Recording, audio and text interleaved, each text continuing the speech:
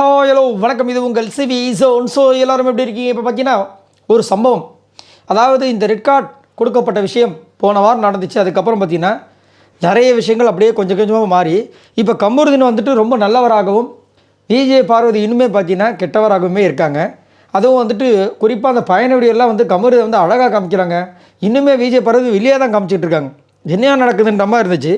அதுலேயும் குறிப்பாக பார்த்தீங்கன்னா நம்ம கமருதீன் அவ்வளோ விஷயங்கள் பேசுனது எல்லாமே விஜய் பார்வதியால் தான் அவர் இந்த மாதிரிலாம் பண்ணார்ன்ற மாதிரி அவர் வந்து அதாவது 2 பேரும் எவிட் ஆகும்போது வந்துட்டு வினோதா இருந்தாலும் சரி, திவ்யா வந்தாலும் சரி, திவ்யாலாம் டூ மச்சாக வெளியில் போனால் இதை முதல் கட் பண்ணிவிடு அப்படிலாம் வந்து பேசின விஷயங்கள் கண்டிப்பாக வந்துட்டு நம்மளுக்கே அவ்வளோ வருத்தமாக இருக்கும்போது கண்டிப்பாக அது வந்து விஜய் பார்வதிக்கு ரொம்ப வருத்தமாக இருக்கும். அதனால தான் இது வரைக்கும் பார்த்திங்கன்னா அவங்க எதுவுமே வெளியில் வந்துட்டு சோஷியல் மீடியாவில் பகிர்ந்துக்கலை அப்படின்ற மாதிரி நம்மளுக்கும் என்னவா இருக்கும் அப்படின்னு தோணும்போது கமருதோட நண்பர் போத்தன்ராஜ் வந்துட்டு அதுக்கு ஒரு சூப்பரான ஒரு விஷயத்தை வந்துட்டு அவங்களுடைய சோஷியல் மீடியாவில் ஷேர் பண்ணியிருக்காங்க. ஒரு பெரிய ஒரு மெசேஜ் கேட்கும்போது நம்மளுக்கே கஷ்டமாக இருக்குது. இதுதான் அவங்க செய்யணும். பார்வதிக்கு கமருதீன் இதை செஞ்சாவே சூப்பராக இருக்கும். என்ன சொல்லியிருக்காங்கன்னா, ஒருத்தங்க எழுதியிருக்காங்க, அதை தான் அவர் ஷேர் பண்ணியிருக்காரு. என்னென்னா, நான் கமருதீன் பார்வோட ரசிகையாக இதை நான் எழுதுகிறேன். என்ன நடந்துச்சோ, அதாவது ரெக்கார்டு கொடுக்கப்பட்டதான். அது வந்துட்டு தவறுதலாக கொடுத்தாங்களோ சரி, இல்லை உங்களுக்காக கொடுத்தாங்களோ, அது வந்துட்டு நடந்தது தான். ஆனால் லாஸ்ட்டாக அந்த எவிக்ஷன் டைமில் வந்து வினோத் அந்த திவ்யா 2 பேருமே சொன்ன அந்த வார்த்தைகள் விஜய் பார்வதி தான் இதுக்கு காரணம்னு சொல்லிட்டு சொன்னாங்க பார்த்தீங்களா, அது இன்னுமே எனக்கே வந்துட்டு உள்ள அப்படியே அந்த வார்த்தை கொண்டுட்டுருக்கு. அப்போ அவங்களுக்கு எவ்வளோ வருத்தத்தை கொடுக்கும். அதே மாதிரி அவங்க வந்து பார்வதி வந்து கமருதீனில் அவ்வளோ அன்பாக இருந்தாங்க. யாராவது இன்டென்ஷனாக அந்த மாதிரி ஒரு விஷயத்தை வந்து யாராவது பண்ணுவாங்களா? அதை ஏன் அவங்க அந்த மாதிரி சொன்னாங்க? நான் வந்து 24/7 பார்த்ததுக்கு காரணமே கமருதீன் பாரு 2 பேரும் இணைஞ்சு இருக்கிற அந்த ஒரு விஷயம், அந்த ஒரு இதுதான், அதுக்காக தான் நான் பார்த்தேன். அதே மாதிரி இப்போ வரைக்கும் அவங்க வந்து அந்த பெயினை வந்துட்டு இப்போ வரைக்கும் எப்படி தாங்குறாங்கன்னு தெரியல. ஏன்னா அவங்களுக்கு அகெயின்ஸ்டாக பார்த்தீங்கன்னா ஹவுஸ்மேட்ஸ் வச்சதாக இருந்தாலும் சரி, சோஷியல் மீடியாவில் சரி, எல்லாமே வந்துட்டு கமருதீனோட எவிக்ஷனுக்கு இவங்க தான் காரணம் அப்படின்னு சொன்ன அந்த ஒரு வழி இருக்குது பார்த்தீங்களா, அது ரெட் கார்டை விட கொடுமையானது. விஜய் பார்வதிக்கு அது கண்டிப்பாக வந்து அவங்க ரொம்ப ஃபீல் பண்ணிகிட்டு இருப்பாங்க இப்போ வரைக்கும். அதே மாதிரி அவங்களுடைய எமோஷன்ஸ் இப்போதைக்கு பார்த்தீங்கன்னா ரொம்ப உயர்வாக, அதாவது ரொம்ப அதிகமாக தான் இருக்கும். அவங்களுக்கு மன வருத்தத்தை கொடுக்கும். அதுவும் ரெட் கார்டை இப்போ ஒரு பக்கம் மைண்டுக்குள்ளே ஓடும், இன்னொரு பக்கம் கமருதீனோட எவிக்ஷனுக்கு நீ தான் காரணம்னு சொல்லிட்டு அந்த ஹவுஸ்மேட்ஸ் போகும்போது சொன்னாங்க பார்த்தீங்களா, அதுவும் மூஞ்சிக்கினார். அதெல்லாம் ரொம்ப கொடுமையான ஒரு விஷயம்.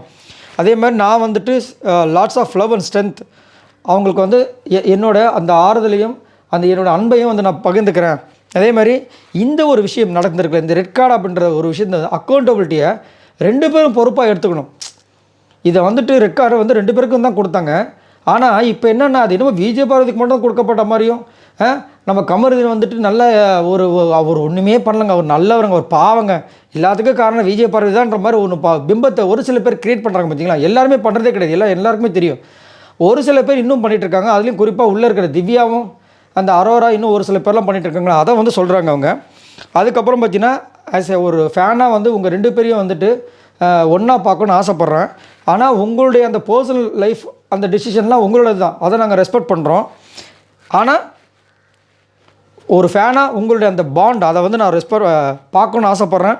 அதே மாதிரி நீங்கள் which is genuine from both side, உங்கள்கிட்ட அந்த ஒரு ஜென்யூனாக அதை நான் எதிர்பார்க்குறேன்.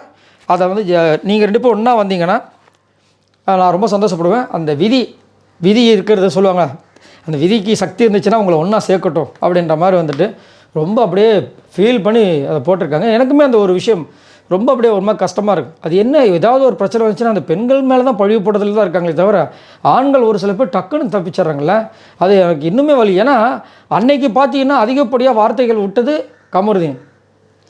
அதே மாதிரி இவங்க வந்து புஷ் பண்ண சொன்னாங்க, அது வந்து மாட்டுக்கிட்டே கிடையாது. அதே மாதிரி அவர் ஒரு விஷயம் சொல்லுவார், ஏன் பக்கத்தில் தான் இருக்காங்க கேளு அப்படின்னு இவங்க விஜய் பார்வதி சொல்லியிருப்பாங்க. அதுக்கப்புறம் இவங்க தள்ளியிருப்பாங்க, அவர் காலை வச்சு புஷ் பண்ணியிருப்பார். அது வினோத் அவர்களே அங்கே வந்து சொல்கிறாங்க. ஸோ 2 பேருமே சேர்ந்து தானே அந்த விஷயத்தை பண்ணியிருக்காங்க. ஆனால் இப்போ இன்னமும் வந்து கமருதீன் வந்து சூப்பர் அப்படின்றாங்க, விஜய் பார்வதியால் தான் அவர் வீட்டாளங்க சொல்கிறாங்க. எனக்கு ஒன்றுமே புரியல. ஏன்னா 2 பேருமே ஒரே இடத்துல தான் இருந்தாங்க. அங்கே இருக்கிற வீட்டார்கள் ஏன் அந்த மாதிரி ஒரு விஷயத்தை வந்து, ஏன்னா கமருதீன் மேலே அவங்களுக்கு ஒரு இது இருக்குது, ஒரு அன்பு அவங்களுக்குள்ளே ஏதோ ஒன்று இருக்குது. அதனால் இவங்க அதே மாதிரி விஜய் பார்வதி மேலே ஒரு வெறுப்பு இருக்குது. அதை வந்து இங்கே வந்து இந்த மாதிரி வந்து காமிக்கிறாங்க.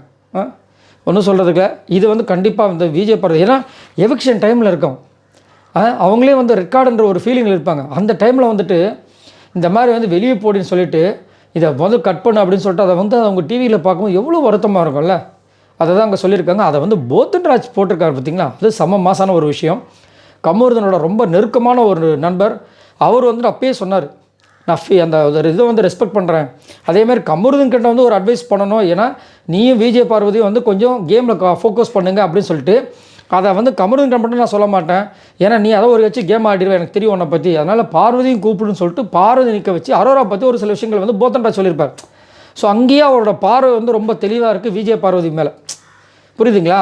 ஸோ அதனால் அவர் வந்துட்டு இதை வந்து ஷேர் பண்ணி அவரும் அதுக்கு வந்து ஆதரவு கொடுத்துருக்காரு. உண்மைதான், விஜய் பார்வதி கமரு 2 பேருக்கும் ரெட் கார்டு கொடுக்கப்பட்டது அப்படின்னா 2 பேருமே அதை வந்து ரெஸ்பான்சிபிள் எடுத்துக்கணுமே தவிர ஒருத்தங்க மட்டும் அதை வந்து வாடுறதும் ஒருத்தங்க சந்தோஷமாக இருக்கிறதும் இருக்கக்கூடாதுன்ற மாதிரி ஒரு விஷயத்தை வந்து சொல்லியிருக்காங்க. இதை பற்றி உங்களோட கருத்துக்களை சொல்லுங்கள். பாய் நண்பர்களே.